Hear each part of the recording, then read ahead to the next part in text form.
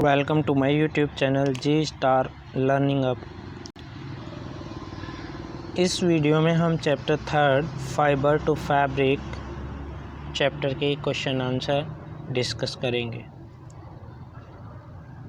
Question number first, you must be familiar with the following nursery rhymes. कि आप इस बात से ज्ञात होंगे कि जो आपको छोटी क्लासों में पोइट्री वगैरह या फिर कविताएं, ठीक है ना, सुनाई जाती थी।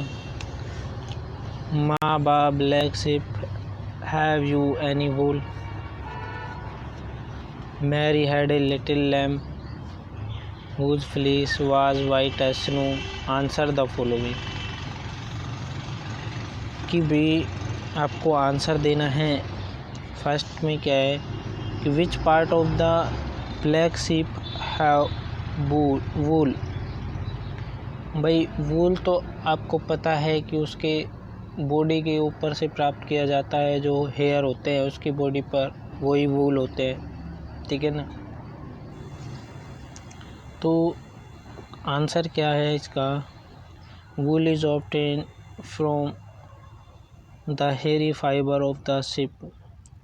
जो हेयर होते हैं, ठीक है, उनसे वूल उत्पन्न किया जाता है।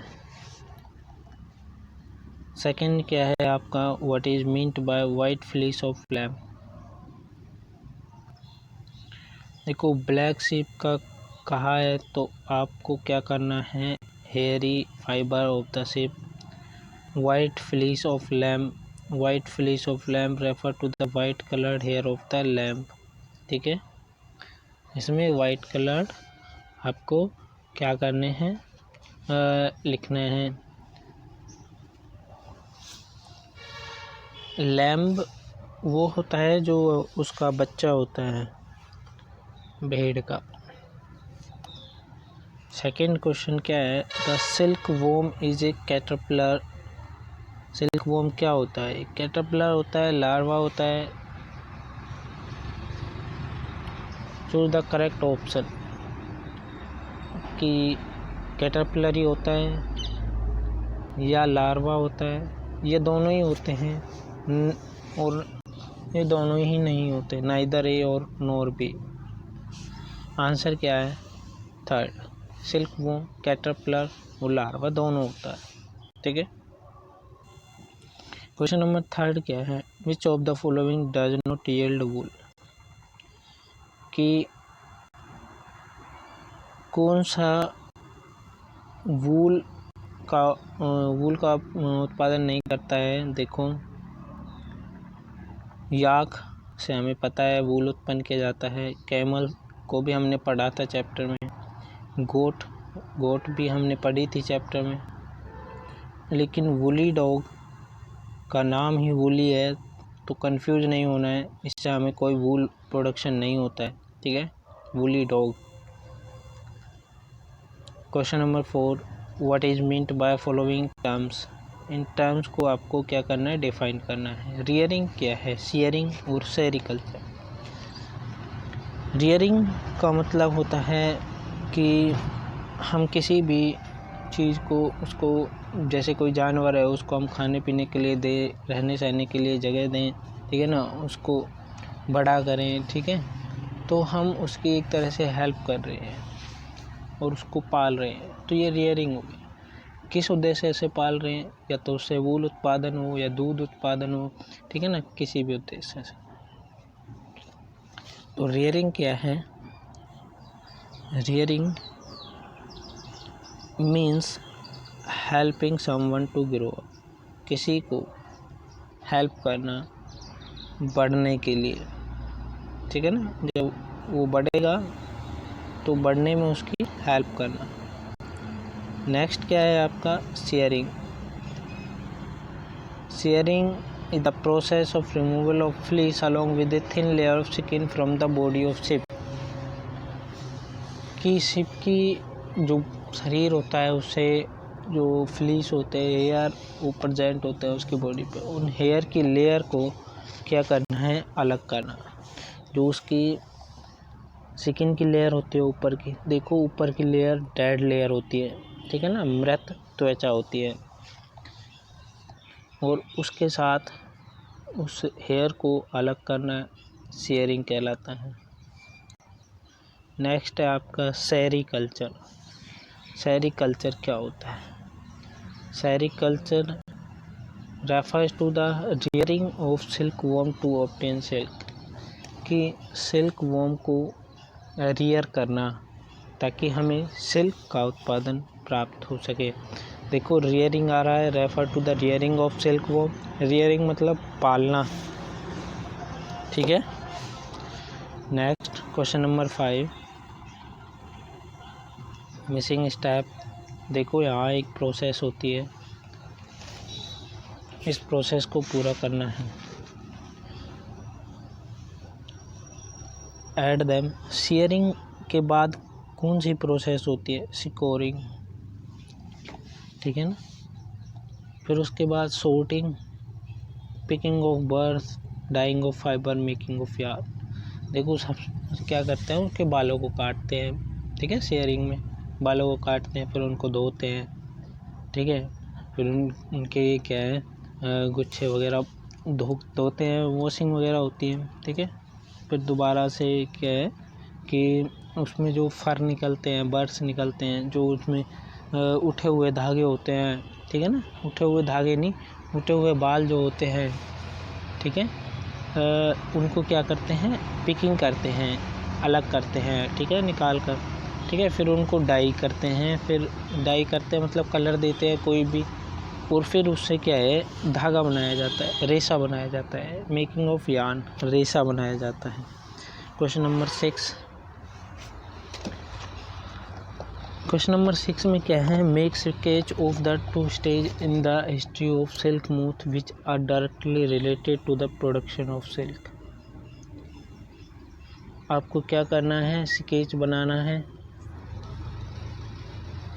सिल्क की जो लाइफ हिस्ट्री है उसके ऊपर, ठीक है, प्रोडक्शन ऑफ सिल्क, जिसमें सिल्क का प्रोडक्शन होता है। देखो सिल्क का प्रोडक्शन हमें डायरेक्टली नहीं होता है, इसके प्रोडक्शन के लिए क्या है, कैटरपिलर, फिर पीपा with developing मूथ।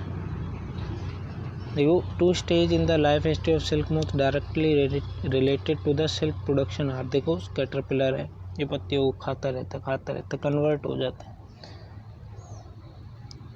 Pupa with developing मूथ, अब ये देखो प्यूपा दे रखे हैं, अब इसमें इसकी जो लेयर है ऊपर की, ठीक है ना, ऊपर की लेयर क्या है, इससे सिल्क प्रोडक्शन, ठीक है। डेवलपिंग मूथ वो आपने इंसेक्ट पढ़ा था जिसके पंख होते हैं और एक तितली के आकार का होता है, ठीक है, वो उसका प्रोडक्शन होता है, वो डेवलप होता है, ठीक है। क्वेश्चन नंबर 7 में क्या है, out of the following which are 2 term related to silk production, कि सिल्क प्रोडक्शन में इनमें से कौन सी 2 टर्म्स क्या है, रिलेट करती है, ठीक है, मिलती जुलती है। सेरीकल्चर में आपने सिल्क के बारे में ही पढ़ा था कि कीड़े को पालते हैं और फिर सिल्क का उत्पादन प्राप्त करते हैं। फ्लोरिकल्चर, फूलों का उत्पादन, मोरिकल्चर, एपीकल्चर, सिल्वीकल्चर। देखो एक तो मोरिकल्चर, ठीक है, और एक सेरीकल्चर, ये तो सिल्क के हो गए। एपीकल्चर क्या है, मधुमक्खी का पालन, ठीक है।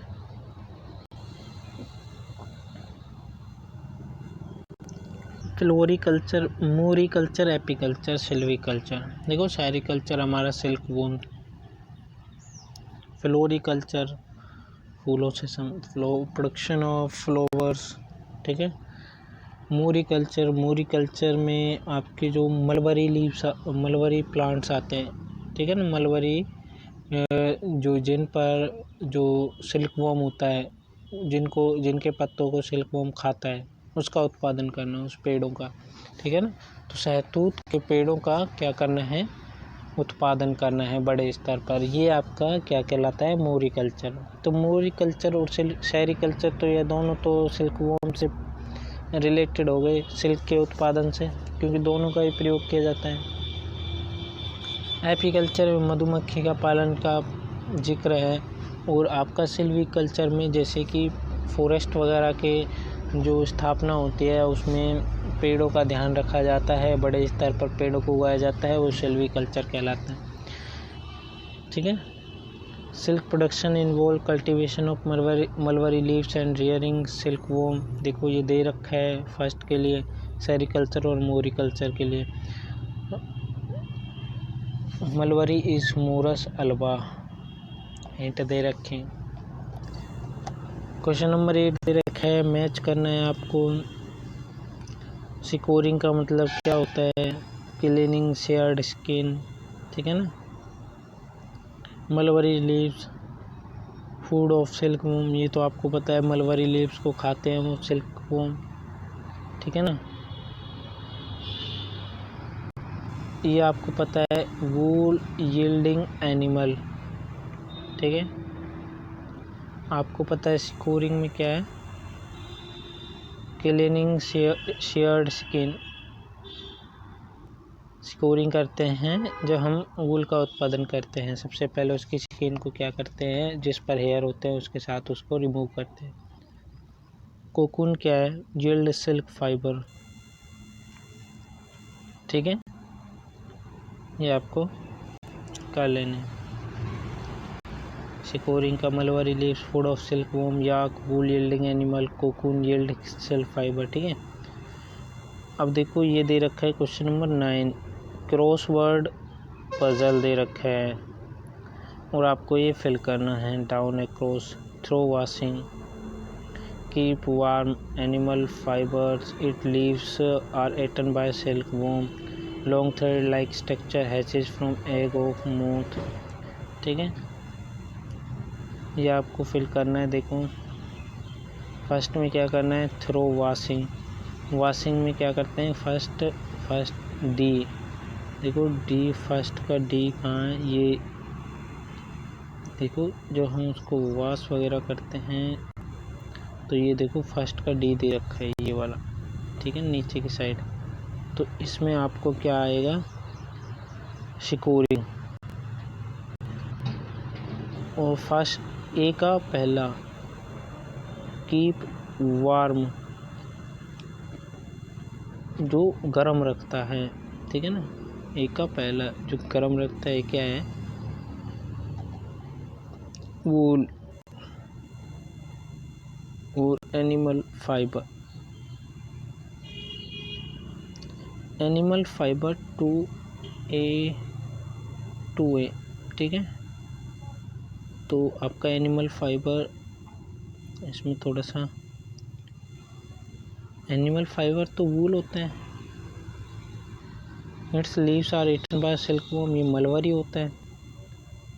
और लॉन्ग थ्रेड लाइक स्ट्रक्चर आपका क्या है, फाइबर। और hatches from egg of moth, caterpillar. देखो ये दे रखे आंसर इनके कि सिल्कवॉर्म सिकोरिंग धोते हैं उसको, वूल गर्म रखता है, ठीक है ना। बहुत सारे आपके यार्न मिल के फाइबर बनाते हैं, मलबरी के पत्तों पर वो अपना भोजन प्राप्त करता है। जब वो अंडे से बाहर निकलता है तो क्या कहलाता है, caterpillar. Hatches from egg of moth, देखो हैचेज मतलब टूट कर बाहर आना, ठीक है। ये हमारे क्वेश्चन आंसर डिस्कस हो गए, 3rd चैप्टर कंप्लीट हो गया। और नेक्स्ट वीडियो में 4th चैप्टर स्टार्ट करेंगे, ठीक है।